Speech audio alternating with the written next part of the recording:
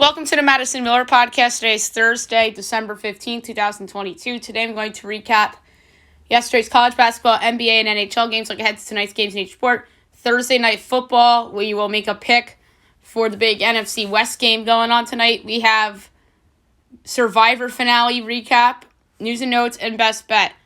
College basketball will be first. We'll go over the results from yesterday and look ahead to the games being played tonight. Alrighty, so Campbell over William Peace, 97-58. Stephen F. Austin over Louisiana Tech, 80-79 in overtime. Northern Kentucky over Eastern Kentucky, 64-61. Akron over Wright State, 66-54. Charleston over Stetson, 65-60. Gardner-Webb over Carolina University, 120-44. FAU over St. Thomas, 97-74. Cincinnati over Miami of Ohio, 103-76. Coastal Carolina over South Dakota, 87-86. Morehead State over Georgia Southern, 74-71. VCU over Radford, 70-62. Albany over Long Island, 76-59. Queens over East Tennessee State, 78-75. Duquesne over DePaul, 66-55. Seton Hall over Drexel, 66-49. UAB over South Carolina, 84-70. Florida over Ohio, 82-48. Wake over App State, 67-66. Number 17, Mississippi State over Jackson State, 69-59. Jacksonville State over Reinhardt, 97-63. Sam Houston over Yale Monroe, 79-53. UCF over Ole Miss, 72-61. Number 19, Auburn over Georgia State, 72-64. Charleston Southern over Tennessee State, 91-87. Arkansas State over Southeast Missouri State, 68-61. Norfolk State over Bowling Green, 81-75. Lipscomb over Tennessee Tech, 64-63. Minnesota over Arkansas Pine Bluff, 72-56. Number 16, UCLA beats number 20, Maryland, 87-60, and that was a beatdown. Oregon over UC Riverside, 71-65. Denver over Colorado Christian, 85-74. Louisville gets their first win of the year, 94-83 over Western Kentucky. St. Mary's over New Mexico State, 81-68. Nevada over UC San Diego, 64-56. And USC over Long Beach State, 88-78. Bellevue, South Dakota State, postponed. All right, today's game's 12 o'clock. Today we have Elon and Presbyterian. My line is Elon by 1. Total 136 and a quarter. And it is, let's see here. I'm interested to see what this line is.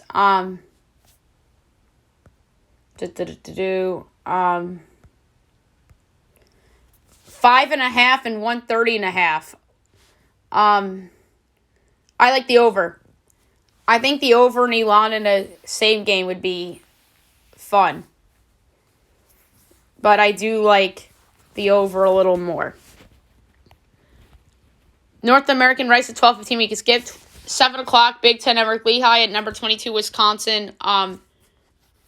My projections, Wisconsin by 19, total 135 and 11-20. It's going to be got 22.5 and 133.5. We'll go with Lehigh and take the points, the cover. Stony Brook Wagner, my line's Wagner 3, total 133 and 3/10. And we got 6.5 and 129.5. Now the question is, I have a 3.5 point edge on Stony Brook, and I have an even bigger edge on the over, so we'll go with an over again. Chattanooga and Middle Tennessee, my line's middle by 3.5, total 142 and a fifth, and a 6.5 and 138.5. Another game, another over. St. Mary's of the Woods, Southern Indiana, we can skip. Louisiana, McNeese at 8 o'clock. My line is Louisiana by 16 and a quarter, total 142. And we got 12.5 and 140.5. We're going to take Louisiana and lay the points. Southeast Louisiana, Nichols. My line is Nichols by 4.5, total 152 and a tenth.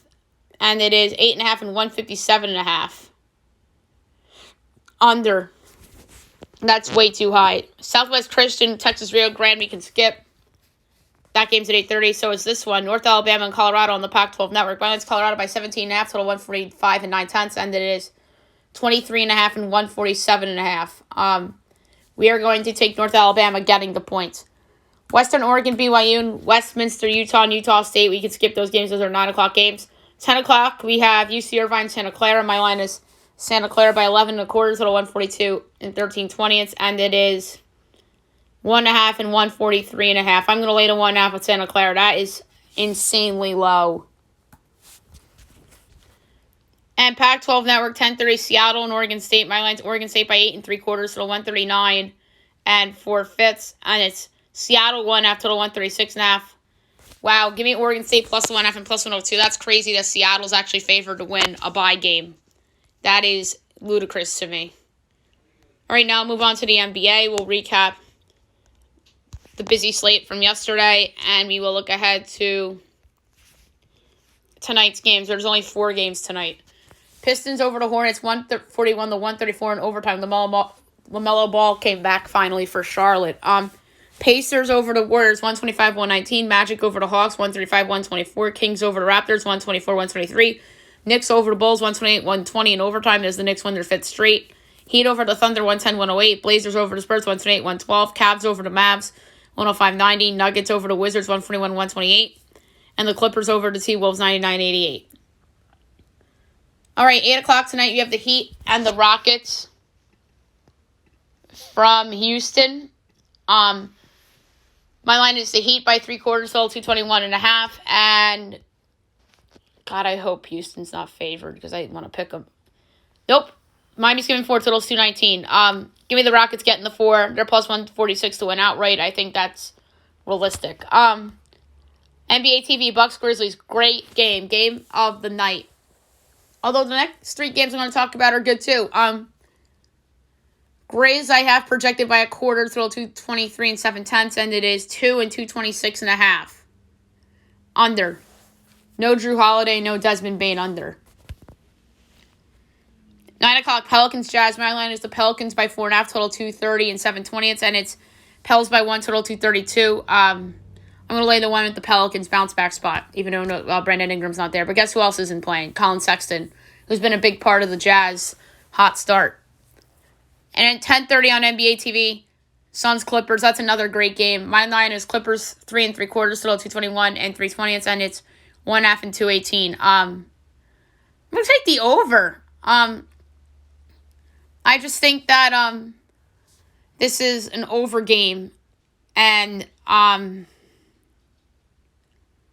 the Clippers, I think their offense will be better. I know they're on the second of a back-to-back,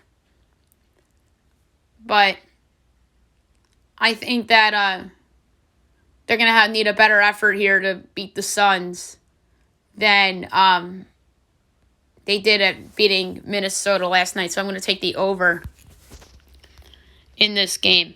All right, now I'll move on to hockey. We'll go over the results from yesterday and look ahead to tonight's games. Sens over the Canadiens 3-2, Wild over the Red Wings 4-1, and the Canucks over the Flames 4-3 in a shootout. So best bet 3-0 on the week. All right, now I look ahead to tonight's big slate. 7 o'clock, you have the Kings and the Bruins from Boston. The Bruins are just on a roll. They're minus 245. The Kings are plus 198. Over under 6. Overs minus 110. Unders minus 112. Kings plus 1.5 is minus 130. Bruins minus 1.5 is plus 106. My favorite bet to bet this year in hockey, first period result bet for the team that's favored. And that's Boston in this case at plus 120. Kraken Hurricanes, decent game. Canes are minus 205. Kraken plus 168. Over under 6, minus 110 each way. Kraken plus 1.5 is minus 150. Canes minus 1.5 is plus 122. I like the under. I've been picking the Kraken a lot in their games lately because they're playing well. But they're also an under team. So give me the under. Penguins Panthers. This is going to be an interesting game. The Panthers are favored at home. Minus 125. Penguins plus 104. Over under 6.5.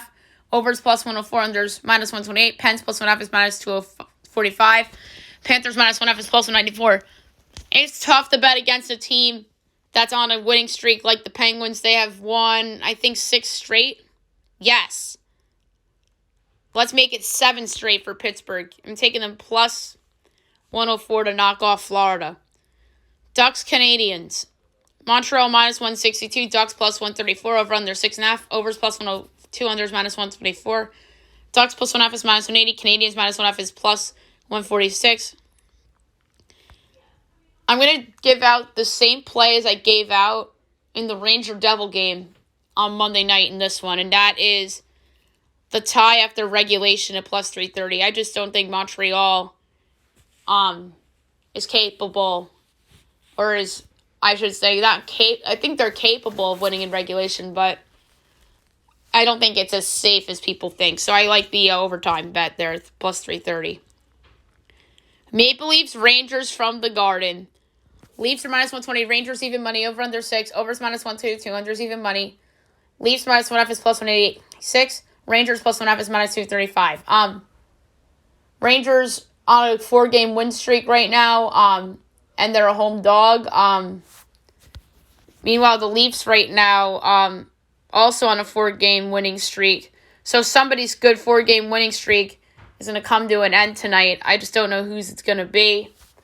Tempted to say that the Leafs winning streak comes to an end because they're on the road. I like how the Rangers have looked, especially in their comeback against the Devils. So what I'm going to do is I'm going to give out the same play I gave out in the Ranger game on Monday, and that's the tie in regulation plus 320. I think this is an overtime game too. Flyers, Devils from the Prue Center. Devils minus 310, Flyers plus 245, over under 6, overs minus 108, unders minus 112, Flyers plus 1.5 is minus 105, Devils minus 1.5 is minus 115. I'm taking the Flyers on the puck line plus 1.5 and minus 105. I don't like how New Jersey's looked lately. They lost at home to Dallas. They blew that Ranger game. So I'm going against the Devils. I'm taking Philly on the puck line plus 1.5 at minus 105. Blue Jackets, Lightning. Lightning minus 330, Jackets plus 260, over under 6.5, overs minus 105, unders minus 115. Blue Jackets plus 1.5 is plus 106. Lightning minus 1.5 is minus 130. I'm going to go with the over. I think the Lightning could do this by themselves. I thought about going Blue Jackets puck line here, but I took them on the puck line against somebody lately, and they didn't come through. So I like the over. Stars, Capitals. Capitals minus 102. Oh, they're a dog in this spot. Dallas is favored, minus 118. Caps are minus 102. Over under 6.5. Overs plus 114, unders minus 142. Stars minus 1.5 is plus 210. Caps plus 1.5 is minus 265. That's insane. And the Capitals have won 5 straight. So there's 3 teams in the Metro Division that have on decent winning streaks right now. Pittsburgh's at 6, Washington's at 5, and the Rangers are at 4.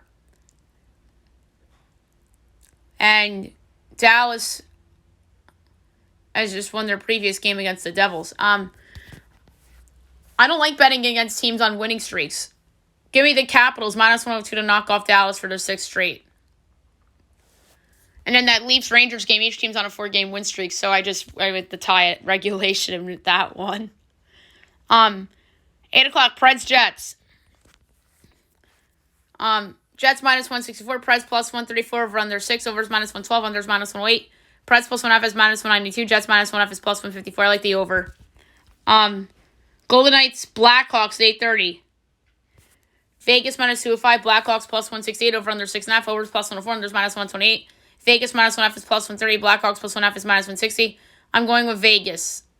To win, obviously, but I like the over 6.5 at plus 104. I just think that that's a team, Vegas, that's trending up, and they're scoring a lot of goals. 9 o'clock, Sabres, Avs. Avs minus 182, Sabres plus 150, over under 6.5, overs minus 102, unders minus 120. Buffalo plus 1.5 is minus 170, Colorado minus 1.5 is plus 138. I like the over in that one too. And last but not least, Blues, Oilers from Edmonton. Oilers minus 170, Blues plus 140, over under 7, overs plus 126, unders minus 154. Blues plus 1.5 is minus 176, Edmonton minus 1.5 is plus 142.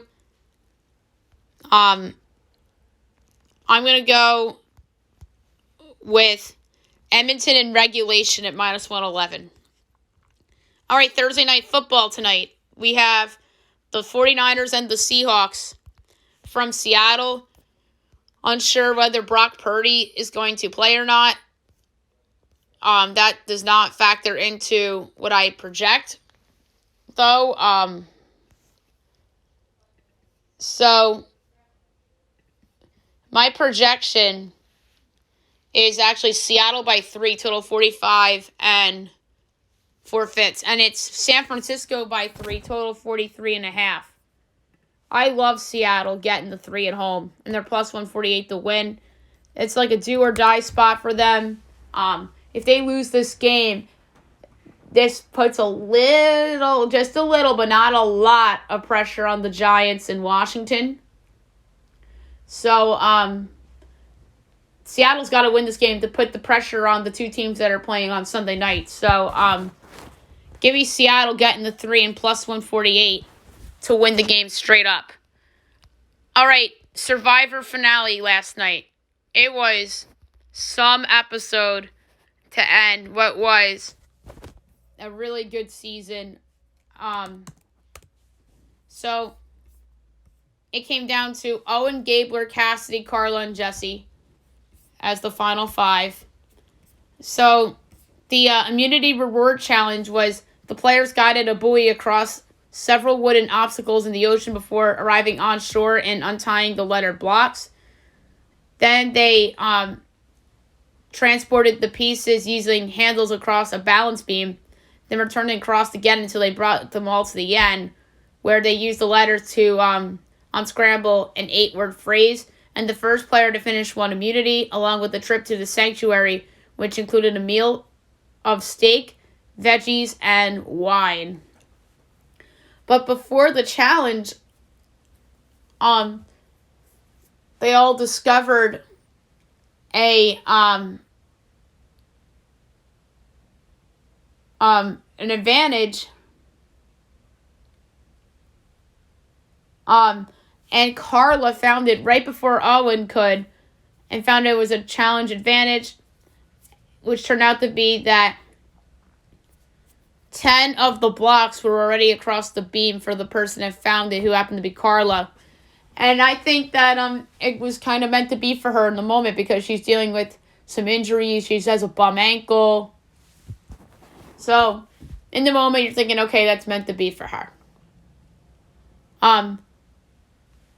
But Owen was unable to unscramble the phrase first to win his third immunity challenge, and he chose Cassidy to join him at the sanctuary.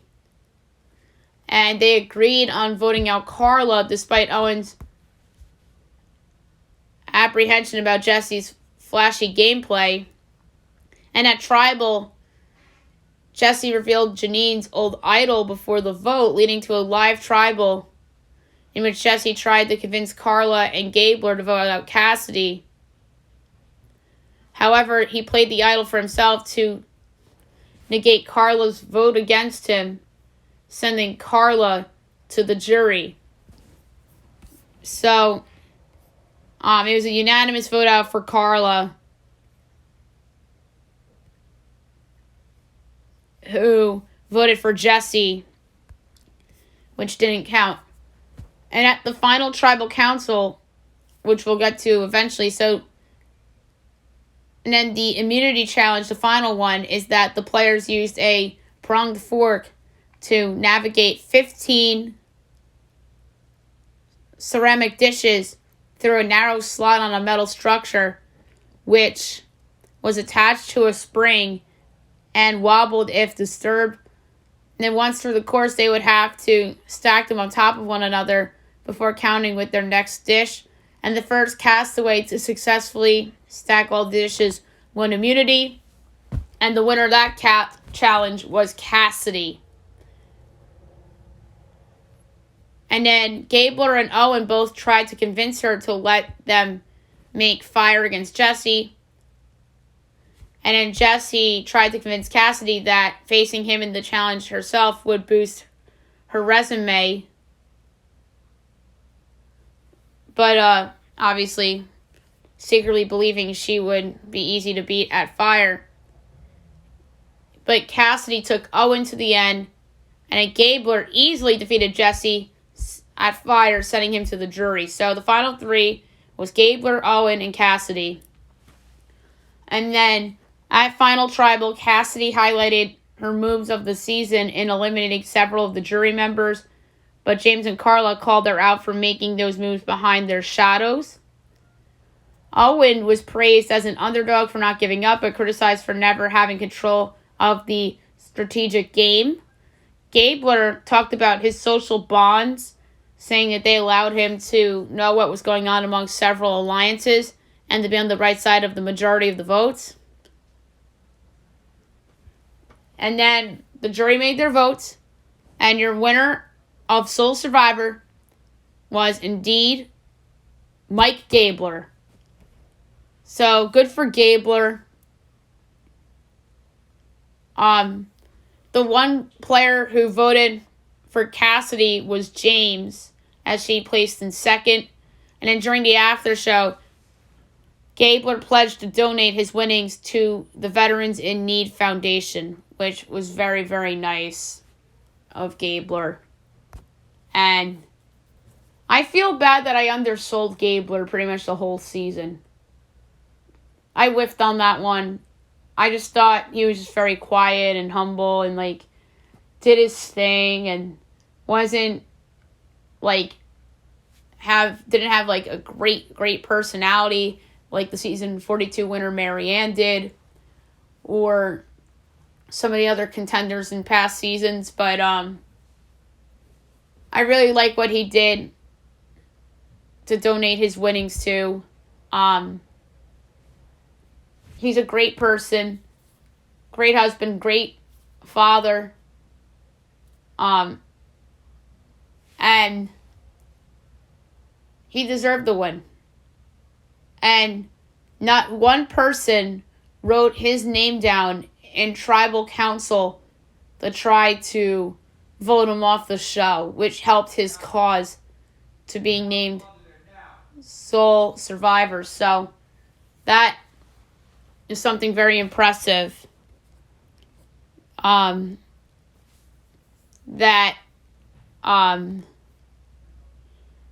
Gabler was able to pull off. So Survivor 44 begins March 1st. So that's something that we learned yesterday. And this was a great cast. A great final 11. The bonds that are made on this show are always forever. And next season is going to be just as fun, I think. And I really think that Cassidy did come a long way and had a real shot to win, especially when it came down to the final three and the fact that Jesse was eliminated in fire. I thought that opened the game for all three of the final three. And I just think that Gabler had a more impressive resume than Cassidy when it came down to it. And all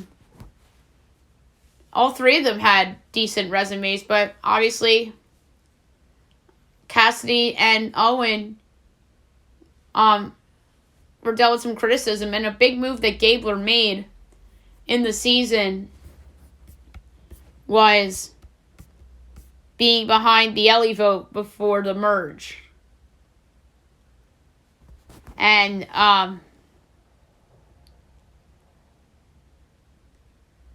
then he was, I think, behind the Janine vote as well. So those are two big moves. And then and impressive that most of that Baca tribe stayed together after Mariah was voted out in the first week. And then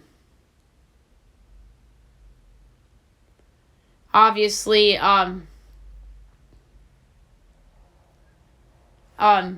Ellie was voted out in the first week that they were all combined. So, the Baca tribe stayed together the longest, and obviously Gabler was in that tribe, and so was Owen. And then, obviously, the Vesey tribe was top-heavy. obviously with Jesse, Cody, and Noel were in that tribe. And so is the White. The Coco tribe, the best two players in that tribe, obviously, were the two girls, Cass and Carla, were the best two players in the Coco tribe. And then James was good, too. And so I felt the best tribe from a depth standpoint was probably Baca. But I think the most top-heavy tribe was probably Vesey with the two boys and Noel in there.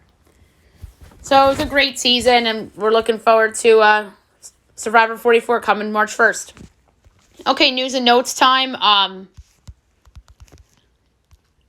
Don't know how much there is to discuss today. Let's see. We'll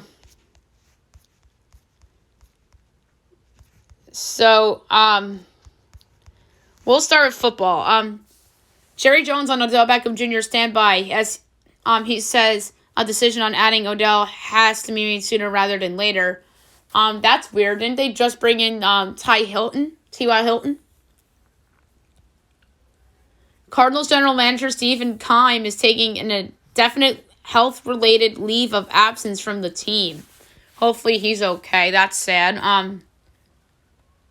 The Broncos are planning a $100 million stadium update as Empower Field at Mile High to undergo a significant upgrade ahead of next season. There's a viral video going around about Dolphins head coach Mike McDaniel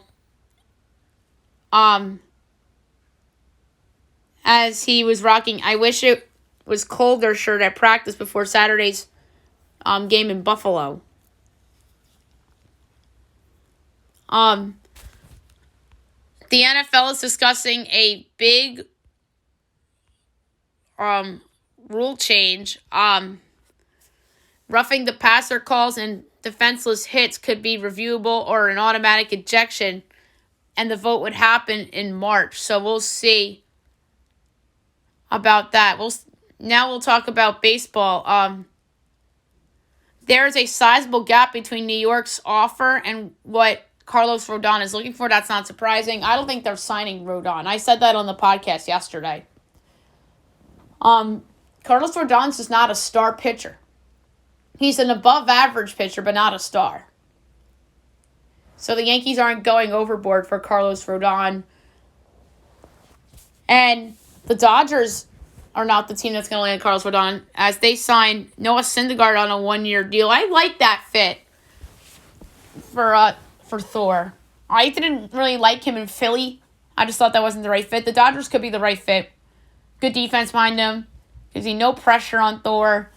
So I like that pickup for the Dodgers. The Tigers signed Michael Lorenzen 1 year, $8.5 million. That's a nice signing for Detroit. And by the way, the contract for the Dodger Syndergaard deal is 1 year, $13 million.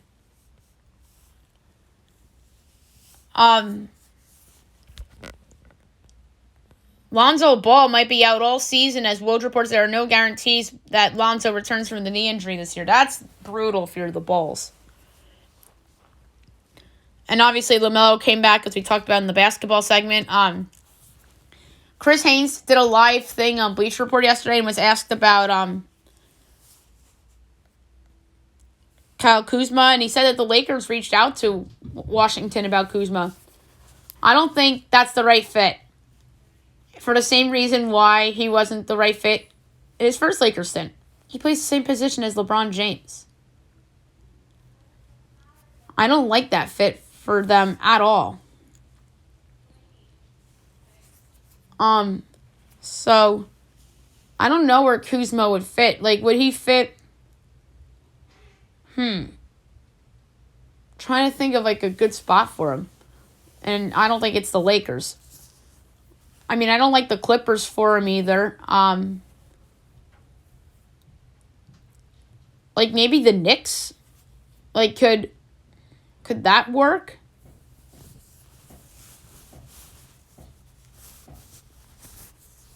and that makes Quentin Grimes like a sixth man kind of thing. I don't know, but like that's an interesting one. The Raptors, I don't know where he would go.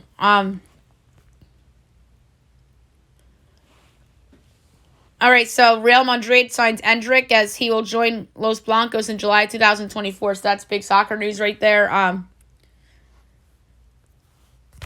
And World Cup, France knocked off Morocco 2-0. We forgot to talk about this. I apologize, guys. As France scored in the second minute of the game, Theo Hernandez, and then Randall Kolo Muani in the 79th minute made it 2-0. So we have a dream final of France against Argentina on Sunday morning. So Zach Garnett is expected to sign a 4-year deal to become the head coach after the passing of Mike Leach. I'm surprised how quick they promoted Arnett. I would have waited to see how the bowl game would have went, but maybe they really, really like him to promote him so soon.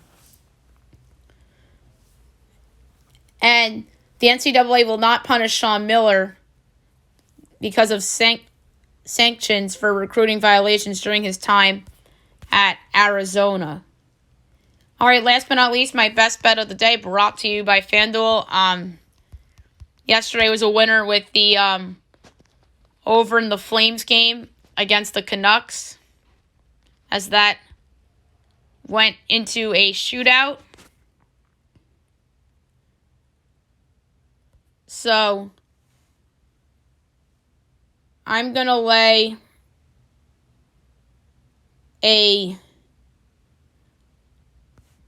trying to think to go big or go home here. Why not? Go big or go home. I like the over 6 in Nashville, Winnipeg. The only thing that scares me here is the potential of Juicy Soros playing well. The Jets do give up a lot of goals, though.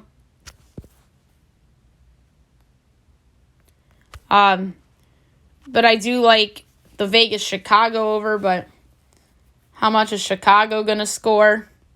So I'm going to go